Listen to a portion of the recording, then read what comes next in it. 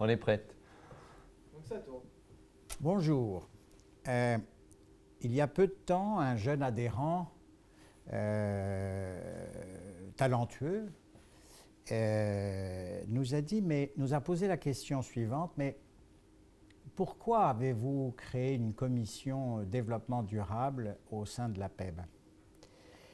La question, sur l'instant, nous a paru surprenante, mais à la réflexion, elle nous a semblé être une invitation à y répondre, mais pas seulement à répondre à celui qui l'a formulé, mais à y répondre d'une façon plus ouverte, parce qu'il est possible que d'autres adhérents de la PEB ou observateurs amicaux de la vie de la PEB puissent se poser la même question. Alors, en réalité, la PEB, qui regroupe donc les praticiens des brevets, ne pouvait simplement pas ignorer cette extraordinaire mutation sociétale dont nous avons parlé longuement lors d'une précédente réunion de la commission, ni réfléchir et s'associer à l'innovation de demain, je devrais commencer par celle d'aujourd'hui, qui touche au développement durable.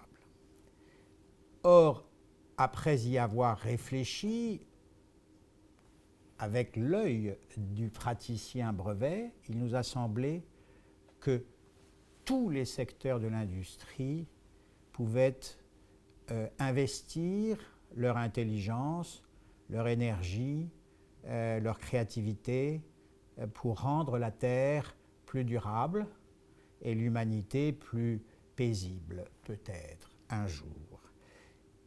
Il nous a semblé aussi que le développement durable était un extraordinaire outil de libération des pays qui autrefois rêvaient d'un développement tout court, pas forcément durable, et du rêve de la consommation, qui fut celui de la révolution industrielle, et qui l'ont enviée pendant des années en la voyant simplement passer au sens figuré, mais aussi au sens réel, parfois par les déchets dont ils étaient les bénéficiaires. Il suffit pour ce faire d'aller sur les bords de mer pour se rendre compte de ce que les morceaux de plastique ont pu faire.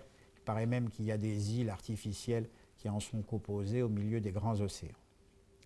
Or, le développement durable, l'innovation, peut libérer et donner accès à ces pays en voie de développement à des technologies de nature à leur donner l'accès aux informations, notamment en matière d'information, en matière de communication, en matière d'eau. Il y a des recherches énormes qui sont faites en matière d'eau, qui est un enjeu majeur pour les siècles qui viennent, pour les décennies qui viennent, un enjeu d'ailleurs pas seulement de santé publique, mais un enjeu géopolitique. Il y a des recherches notamment dans le domaine de la nanotechnologie, de nature à pouvoir révolutionner la désalinisation de l'eau de mer. Bref, voilà pourquoi la PEB s'est intéressée au développement durable. Et voilà pourquoi nous sommes là aujourd'hui et heureux de pouvoir répondre à cette question. Alors mon ami Fabrice Mattei, qui lui exerce son activité en Asie, a un regard d'une acuité toute particulière, puisqu'il est, de par sa situation professionnelle, au contact, au cœur de ce que les pays asiatiques, certains sont petits, d'autres ne le sont pas, peuvent ressentir ou peuvent espérer ou peuvent vibrer autour de la notion de développement durable. Et puis aussi, il y a la remise en cause des droits privatifs et des droits réservataires de brevets par certains courants écologistes, altermondialistes.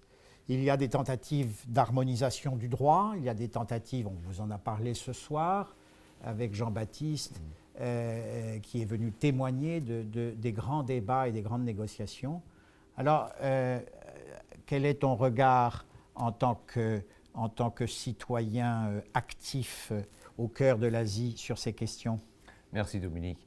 En effet, je pense que ce qui caractérise ces pays en voie de développement dans la région asiatique, c'est que finalement, pendant des années, on a opposé la biodiversité au droit des brevets, comme on a opposé pendant des années le droit des indications géographiques au droit des marques. Dans cet esprit-là, je pense que le travail qu'on peut réaliser au sein de l'APEP, c'est de démontrer que les deux ne sont pas incompatibles. Et comme tu le disais très bien, l'union, le mariage, et on parle beaucoup de ça en ce moment, moi en France, est quelque chose de possible entre des droits qui ne sont pas opposés, des droits qui peuvent vivre l'un à côté de l'autre, qui peuvent vivre complètement ensemble. Alors, en Asie, effectivement, on parle beaucoup plus de contrefaçon de Nike, de contrefaçon d'Adidas, de contrefaçon de brevets, dessins modèles, qu'on ne parle de biopiratage ou de bioprospection.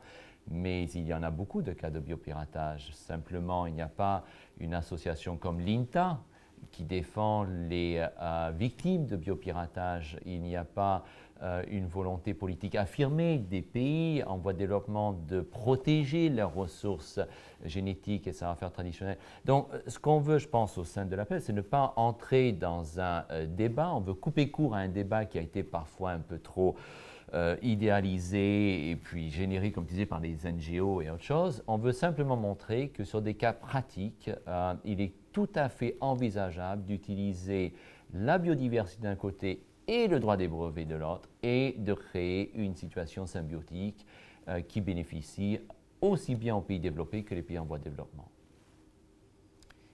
Merci à toi. Merci. En réalité, l'un des phénomènes contre lequel l'APEB veut essayer très modestement de lutter, c'est le manichéisme. Il ne s'agit pas d'être manichéen. Il ne sert à rien de dire « yaka faucon » ou « ils sont pas gentils »,« ils sont méchants »,« ils méprisent l'humanité ». Ça ne fait pas avancer les choses. Il faut rester dans une démarche calme, équilibrée et intelligente. Alors, comme nous sommes maintenant un certain nombre au sein de l'APEB, nous comptons sur vos intelligences pour contribuer par notre petit apport dans cet univers en ébullition, modestement, à faire avancer la réflexion et à trouver peut-être un jour l'équilibre dont chacun rêve. Merci à vous et merci de votre fidélité.